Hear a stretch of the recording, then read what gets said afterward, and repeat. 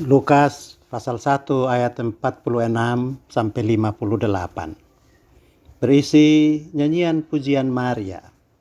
Setelah mendengarkan kabar dari malaikat keterpilihan dirinya sebagai ibu bagi sang juru selamat dunia, dan pada saat bertemu dengan Elizabeth sanaknya yang juga sedang mengandung Yohanes Pembaptis. Nyanyian pujian Maria merupakan satu pujian yang menarik karena menghadirkan gambaran atau persepsi tentang Allah yang unik, yang menjadi khas gambaran Injil tentang Allah. Berbeda dengan gambaran tentang Allah dalam agama-agama dan dalam persepsi atau kebudayaan manusia yang selalu mengandalkan Allah dalam pengertian yang berkuasa dan penuh kemuliaan. Allah yang disembah boleh satu dan sama, tetapi gambaran atau profil manusia tentang Allah yang disembah pasti berbeda.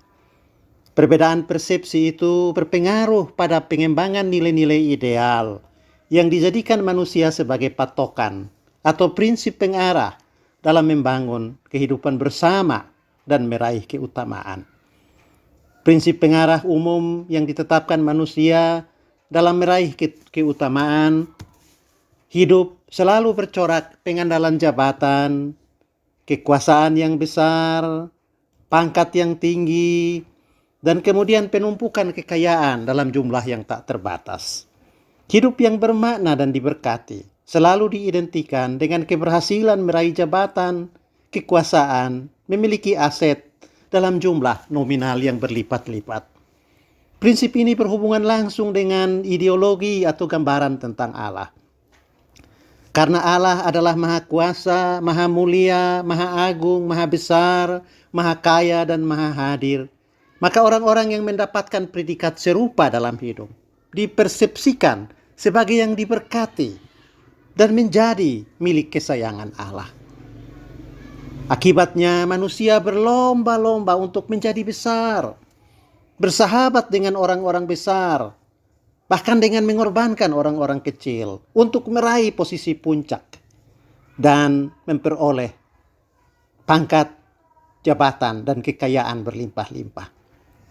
Kerajaan Roma, di mana Injil diwartakan dan agama Kristen bertumbuh pada periode awalnya, memberi gelar bagi kaisar-kaisarnya sebagai anak raja, titisan dewa, utusan ilahi. Karena alasan-alasan tadi, hampir semua agama manusia menjadikan nilai-nilai kemahaan tadi dengan berbagai predikatnya sebagai ukuran dari pencapaian hidup yang bermakna dan yang terberkati.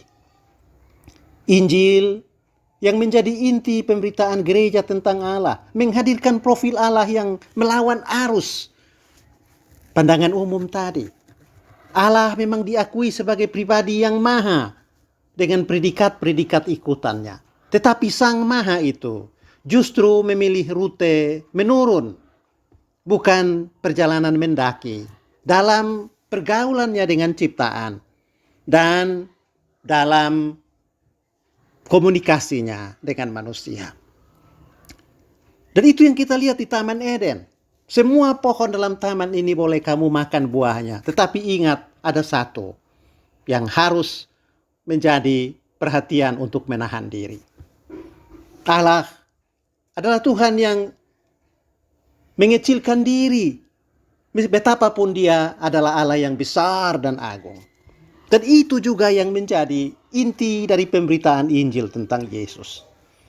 Yesus itu orang pusat yang memilih untuk berangkat ke pinggiran. Begitu kata Kosuke Koyama, seorang teolog Kristen asal Jepang.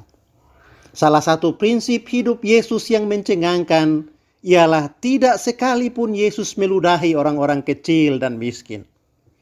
Yesus justru membuat orang-orang papa, mereka yang hina dan biasa dianggap sampah, sebagai sahabat bahkan saudara. Ia makan bersama-sama mereka, berkumpul dengan para gembel, hadir dalam pesta-pesta mereka. Dan ia mengalami semua derita yang dialami manusia pinggiran. Yesus malah membiarkan dirinya diludahi, dan dihina oleh orang-orang besar, justru karena pilihannya untuk menjadi sahabat orang-orang kecil dan sederhana. Nasib orang-orang kecil menempel erat dalam biografi hidup Yesus. Ia lahir sebagai anak seorang tukang kayu yang sangat miskin. Dan karena itu hanya bisa dibaringkan dalam palungan dan diberi pakaian pertama oleh ayah ibunya adalah kain lampin. Ia menjalani hidup masa mudanya hampir seperti seorang gelandangan atau tunawisma dan tidak memiliki tempat tinggal permanen. Dan itu ia katakan sendiri kepada para pengikutnya. Serigala mempunyai liang, burung mempunyai sarang, tetapi anak manusia tidak memiliki tempat untuk meletakkan kepalanya. Selama hidupnya, Yesus dikelilingi orang-orang kaya. Yohana, istri Kusa, bendahara Herodes, adalah salah satu perempuan kaya yang menjadi sahabat Yesus. Nikodemus, seorang anggota Sanhedrin, dan Yusuf Arimatea, orang kaya di Yerusalem, adalah juga teman-teman akrabnya. Tetapi Yesus tidak memilih rute perjalanan mendaki yang barangkali diidolakan oleh orang-orang kaya itu. Bahkan ia memilih orang-orang kaya untuk tidak terus memilih perjalanan mendaki, melainkan menjual kekayaan mereka untuk dibagi-bagikan kepada orang miskin. Yesus lebih memilih jalan menurun. Dengan memilih bekerja di Galilea, daerah pedalaman, bukan di Yerusalem, ibu kota negeri mereka. Yesus menunjukkan keberpihakan yang konsisten kepada orang-orang sederhana. Ia menampilkan diri sebagai orang pusat yang bergerak ke pinggiran. Dia dihukum mati sebagai seorang penjahat dan disalibkan di antara penjahat-penjahat. Saking miskinnya Yesus, betapapun dia adalah anak Allah dan penguasa semesta, Yesus hanya bisa dikuburkan dalam sebuah makam pinjaman dari seorang sahabat. Bapak, Ibu, Saudara-saudara, kekasih Tuhan, pemuda-pemudi dan anak-anak yang mempersiapkan diri untuk menyambut kelahiran Yesus. Inilah Yesus yang Lukas tunjukkan dalam kitab Injil. Orang Kristen jarang melihat sisi kemiskinan yang Yesus jalani. Kita lebih sering menggambarkan Yesus sebagai raja, sebagai dokter, nabi, dan hakim. Gambar-gambar Yesus dalam kalender dan lukisan-lukisan gereja pasti menampilkan Yesus dalam penampilan yang mentereng, berjubah indah, dan bersepatu mahal. Profil Yesus dalam seni rupa dan lukisan Kristen, baik itu yang dibuat para seniman maupun yang dikhotbahkan oleh para teolog, seringkali berbeda dengan yang Lukas ceritakan dalam kitab Injil yang dia tulis. Sepertinya gereja memberi sepatu dan jubah yang salah kepada Yesus. Dan akibat dari sepatu dan jubah yang salah itu, Yesus dijauhkan dari orang-orang kecil, dipisahkan dari kaum papa, bahkan menolak orang-orang pinggiran. Nyanyian Pujian Maria yang menjadi titik tolak renungan Adventus kita kali ini justru menampilkan Yesus sebagai sosok yang bekerja bagi orang-orang pinggiran. Sebagai ibu duniawi yang melahirkan Yesus, Maria tahu pilihan hidup putranya.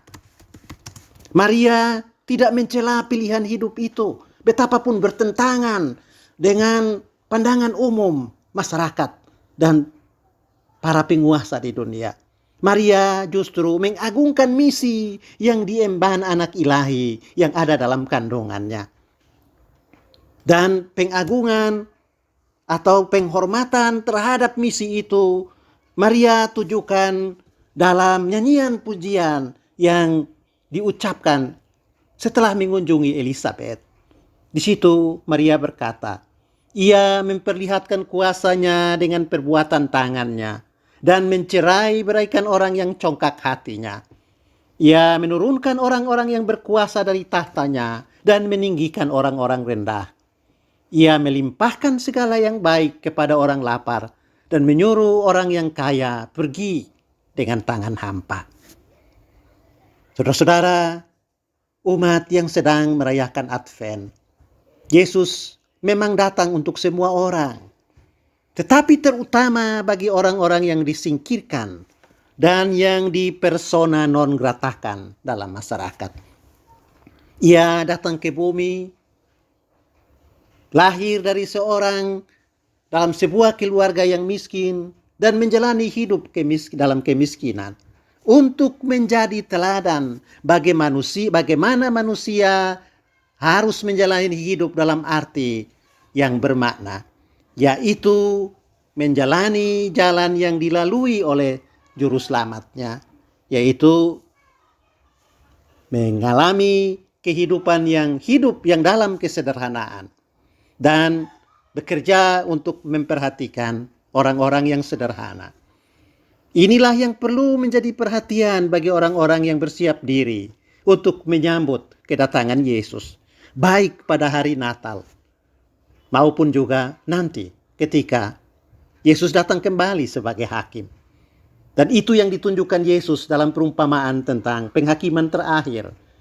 Dia tidak memperlihatkan seberapa banyak liturgi yang kalian hadiri atau seberapa banyak ritus-ritus gereja yang dirayakan, tetapi dia menilai bobot keimanan kita dalam pekerjaan-pekerjaan kita untuk membebaskan mereka yang hidup dalam penderitaan. Bobot dari sambutan kita kepada Yesus yang datang adalah dengan menjalani rute menurun, bukan rute menanjak. Dan rute menurun itu ialah melakukan pekerjaan-pekerjaan yang membuat orang-orang kecil mengalami pembebasan dan memperoleh kebahagiaan. Selamat mempersiapkan diri di minggu-minggu Advent untuk menyambut Kristus yang datang bagi kita. Tuhan memberkati kita semua.